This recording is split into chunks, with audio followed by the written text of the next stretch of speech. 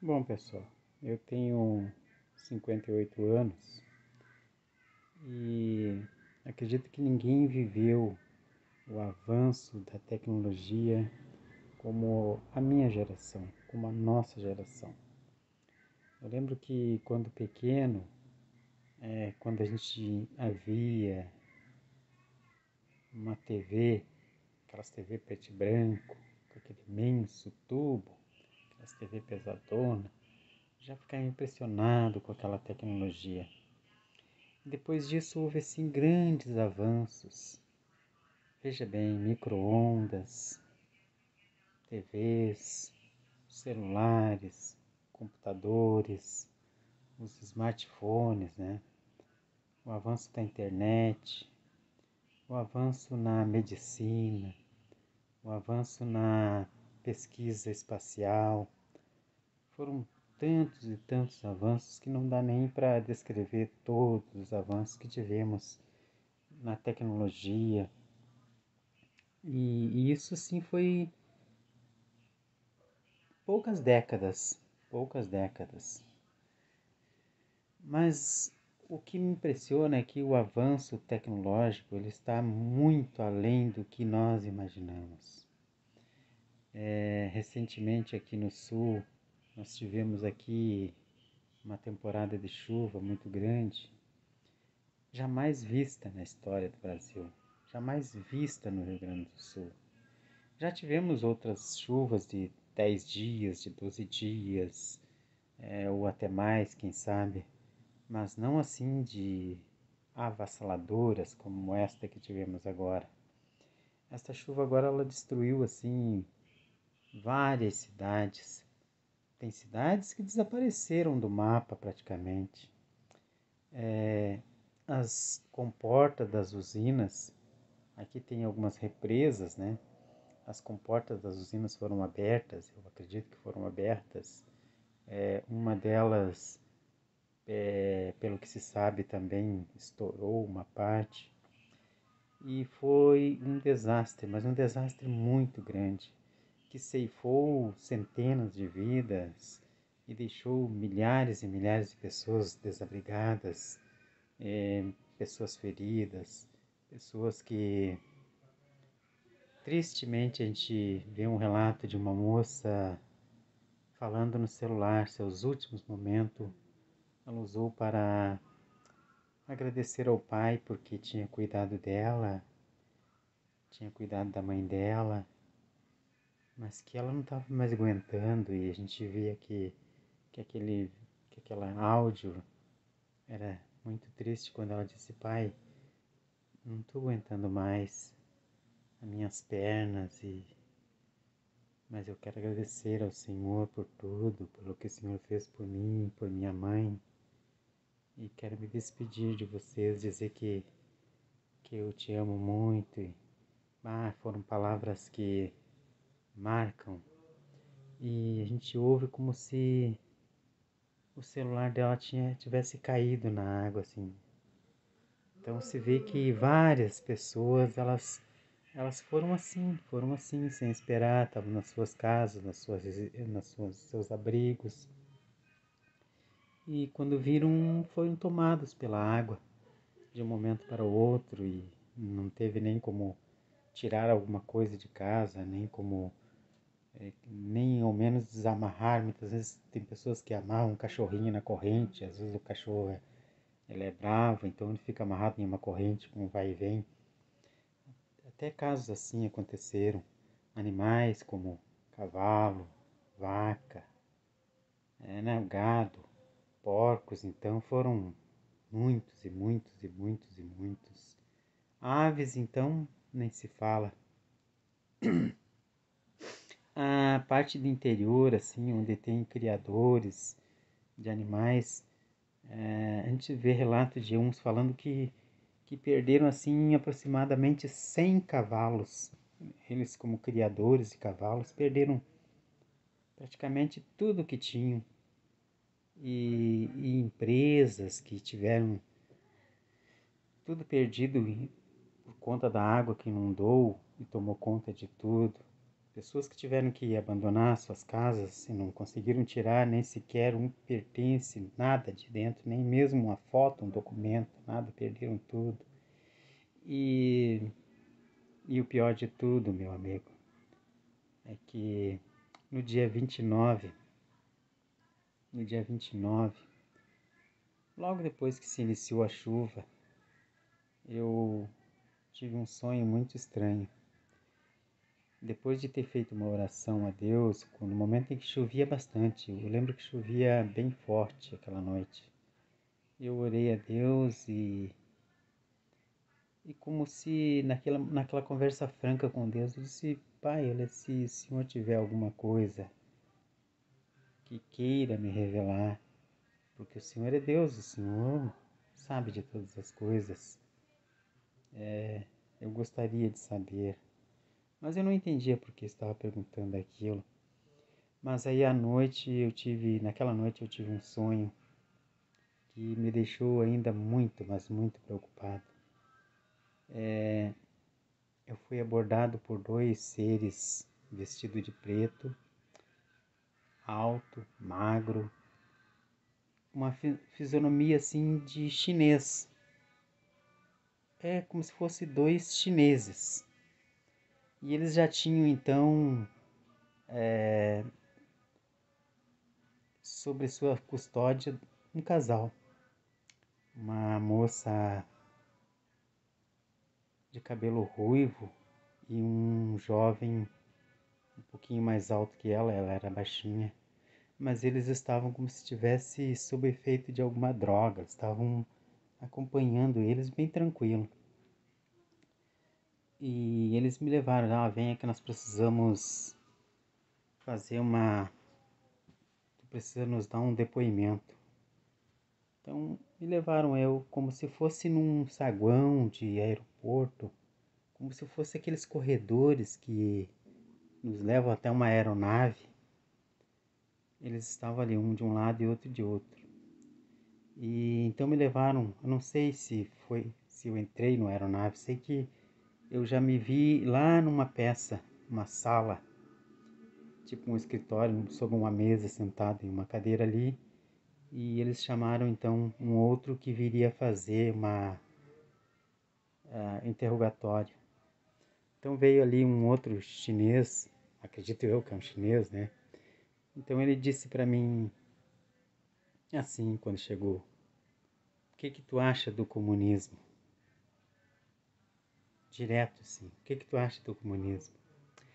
Olhei para ele, pensei o que eu digo para ele. Eu disse: olha, eu não gosto, não acho bom, não acho legal. Mas se vocês gostam e para vocês tá bom, para mim tá tudo bem. E ele então saiu, como se fosse buscar alguma coisa, algum papel, sei lá, ele saiu. E eu fiquei ali naquela sala, só que demorou um pouquinho. Eu levantei e comecei a caminhar ali por dentro. Então eu fui num setor que era como se fosse onde eles traziam as pessoas de lá mesmo para fazer as mesmas perguntas. Era como se fosse um interrogatório para as pessoas ali. Só que essas pessoas, dependendo daquilo que elas diziam, elas já estavam sendo vigiadas, quem sabe, aquele interrogatório era simplesmente para dar um fim nelas. E eles levavam essa pessoa para um local e essas pessoas eram exterminadas. E o mais chocante é que essas pessoas eram exterminadas e o corpo delas era usado para fazer ração animal. E escutem só o que era o plano deles, como que funcionava. As famílias, por exemplo, sabiam que a pessoa tinha sido levada porque ela foi contra o sistema deles e como punição ela teria que trabalhar em outro local, outro lado, quem sabe, do país, em outro local, outra região. E para a família, para as pessoas, essa pessoa que foi levada estaria trabalhando então em outro local. E para a pessoa achar que elas estavam vivas, eles têm um sistema de inteligência artificial que conseguia então se comunicar com os parentes, como se a pessoa estivesse viva. E então os parentes só diziam, ele tá lá na província ou lá no outro lado, lá, e achando que a pessoa estava. Mas não, essa pessoa ela foi exterminada. Ela sumiu do mapa. E saindo dali então eu fui levado a uma outra sala, é como se eu fosse passando assim por salas. E então era já um laboratório. Esse laboratório era um laboratório assim com vários computadores, vários componentes, uma sala muito tecnológica. E ela comandava dali, daquela sala, os satélites que estavam no espaço. Esses satélites, eles emitiam um raio de calor, uma onda de calor, uma frequência de calor. E essa frequência, então, lá em cima no espaço, ela movimentava as nuvens, puxando todas as nuvens para um determinado local. E depois desse efeito aí, viria então um outro, que seria lançar algo sobre as nuvens para fazer com que elas descessem sobre a terra, formando chuvas, mas chuvas torrenciais, chuvas muito fortes. E eu fiquei assim abismado de o tamanho da tecnologia, o tamanho da tecnologia dessa gente aí. E, e aí, meu irmão, comecei a me preocupar, disse que então quem sabe dormindo, eu via toda essa chuva descendo e vendo tudo isso no meu sonho.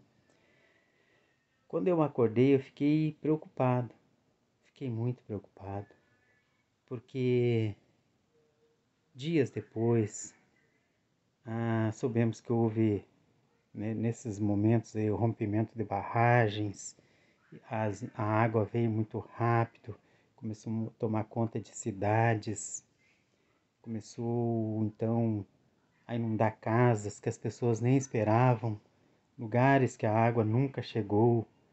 Então veio vindo, e aí em lugares em que a água passou, e mesmo assim estava chovendo, a água passou por lugares, a chuva ainda chovia forte, a água passou por aquele lugar e ela veio vindo e veio então desembocar aqui no rio, no rio Guaíba, que é onde vem todas as águas praticamente dos rios, né, que vem desaguar aqui no rio Guaíba, e o rio Guaíba, Porto Alegre, então até mesmo Porto Alegre foi alagada. E as cidades metropolitanas da volta de Porto Alegre, da costa dos rios, Rio dos Sinos e outros rios, tantos outros rios, foi o Vale do Taquari, como se diz, foi totalmente alagado. Foram empresas, foram casas com um piso, dois pisos, foram fazendas, casas assim do interior de criadores de gado, de cavalo, de animais. Foram tudo inundado, foram pessoas perdendo tudo que tinha de uma hora para outra. Pessoas tentando se salvar em cima do telhado, em cima de árvores. E nós sabemos, e é a grande reclamação, que o governo ele não fez muita coisa não.